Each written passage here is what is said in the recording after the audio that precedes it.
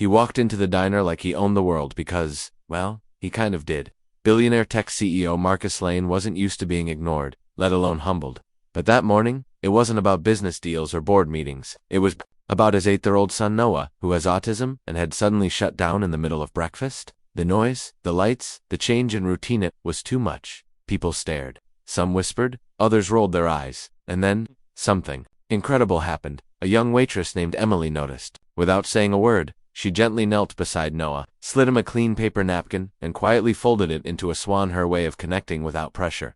Noah looked up, just a glance. But to Marcus, that moment was more powerful than any million-dollar deal he'd ever closed. Emily didn't ask for attention. She didn't look for tips. She simply saw a child in distress and responded with patience and kindness most wouldn't think twice to offer. What happened next would change Marcus's view of people forever, and it wasn't about charity. It wasn't about pity, about humanity. In a world so driven by success and speed, sometimes it's the quietest gestures that speak the loudest. This is the story of how a billionaire CEO learned a lesson not in a boardroom but at a small-town diner, from a waitress who reminded him what really matters.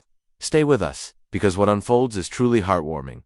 Marcus Lane wasn't used to feeling helpless. As the founder of one of the world's biggest tech companies, he was the kind of man people called when they needed answers. But when it came to his son Noah, nothing ever felt simple. Diagnosed with autism at the age of 3, Noah struggled with loud environments, bright lights, and even casual conversation. Marcus had tried everything: top specialists, private therapists, even creating sensory-friendly rooms in his home, but still, moments like this morning crushed him. They had stopped at the roadside diner on a whim during a long drive to a specialist clinic. It wasn't fancy. Marcus normally avoided places like this, but Noah had pointed to the colorful mural outside, and Marcus didn't want to say no. He had hoped for a quiet meal. Instead, a loud blender behind the counter had sent Noah into full shutdown mode. Marcus had frozen. He didn't know how to reach his son in those moments. He never did. Then there was Emily. No name tag, no fanfare. Just a warm smile and eyes that truly saw what others ignored. She didn't ask Marcus if Noah was okay. She didn't make a scene. She just sat beside them, slowly folding napkins into shapes, humming a soft tune under her breath. And somehow, Noah responded. Marcus watched, unsure whether to feel relief or embarrassment. Why was it so easy for her? What did she understand that he, with all his money and access, couldn't figure out?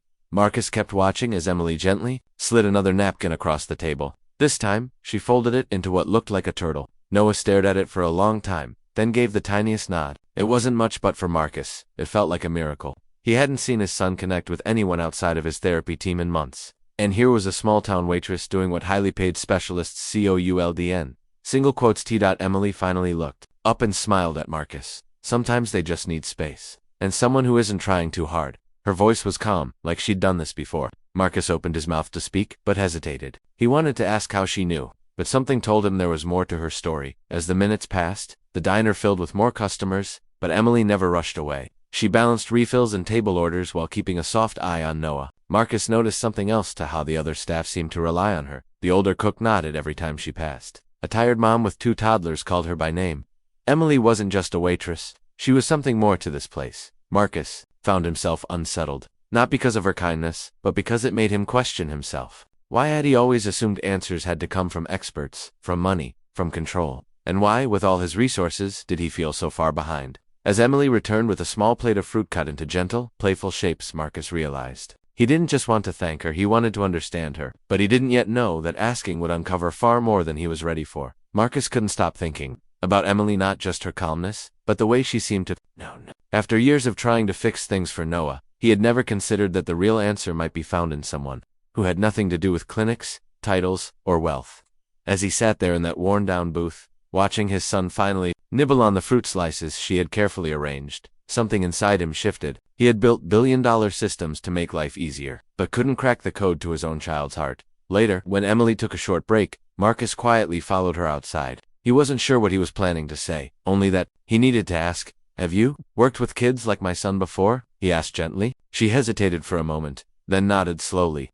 "My little brother was nonverbal, a lot like your son." Her voice softened. "I lost him a few years ago." The words hit Marcus harder than he expected. There was a depth in her eyes that came from pain, real pain, and still, she carried it with grace. But before he could ask more, a man in a worn jacket stormed out of a nearby car, yelling her name. His tone was sharp, aggressive. Emily froze. Marcus stood up instinctively, not knowing who the man was or why her face had suddenly changed. Noah, watching from the diner window, began to rock in his seat. The peaceful morning was unraveling fast, and Marcus had a sinking feeling that this was just the beginning. The man's voice grew louder as he approached, and Marcus stepped between him and Emily without thinking. "Is there a problem here?" he asked firmly, his tone no longer that of a CEO but of a father protecting someone who had just helped his son. The man scoffed and narrowed his eyes at Marcus. "This is family business. You don't belong in it." Emily's face was pale, her eyes cast down. "It's okay," she muttered, trying to pull Marcus back. But it wasn't okay not to Marcus, and not to Noah, who had now come out of the diner, drawn by the tension, his hands clenching at his sides. The sound, the energy, it was too much again. Suddenly the man pointed at Noah. "That your kid?" he barked. Figures. Marcus's blood boiled. He could handle insults aimed at himself. But Noah? Never. Emily quickly stepped forward, blocking the man's line of sight. "Please, just leave," she said under her breath. "You promised." Marcus looked at her sharply. "Promised? What promise? And why did this man seem to hold something over her?" Then, just as the man turned to leave, he muttered, "If you walk away from this, Emily, you lose everything. You know that." Emily stood frozen. Marcus stared at her, now realizing that whatever pain she carried went deeper than just grief over a lost brother. She was trapped in something she hadn't told him, and now, with Noah starting to cry softly behind him, Marcus knew this wasn't just about a kind waitress anymore. It was about uncovering the truth. Before it was too late, Emily looked like she was about to collapse. Her hands trembled, and, for the first time, Marcus saw fear in her eyes. Not just stress or discomfort, real fear. He turned to the man, voice steady but sharp. "Who are you, and what does she owe you?" The man laughed, bitter and cold. "I'm her stepfather, and everything she's got. The apartment. The job, she only has it because I vouched for her parole." Marcus blinked. Parole. Emily didn't deny it. She stood there, shoulders stiff, eyes filling with tears. "I made a mistake. Years ago, I took the blame for something my brother did. Before he passed, I thought I was protecting him." Her voice cracked, but he never came back. "And now I'm stuck owing this man favors just to stay afloat." She looked at Marcus, not asking for pity, just telling the truth. Noah was still beside them, eyes locked on Emily. Despite the chaos, he gently reached for her hand, a small gesture, but it said everything. Marcus stepped forward. "You're not staying in this situation another second," he said. "Come with us. I can help. A real job, a clean break. You saved my son today. Let me help you now." But before she could answer, her stepfather snarled, "You do that, and I go too. The press? You think a billionaire CEO partnering with a convict won't make headlines?" Marcus smirked, the fire in his voice returning. "Let them write what they want. I'd rather be judged for standing beside someone good than admired for ignoring what's right." The man turned and stormed off, but not before tossing one last threat over his shoulder.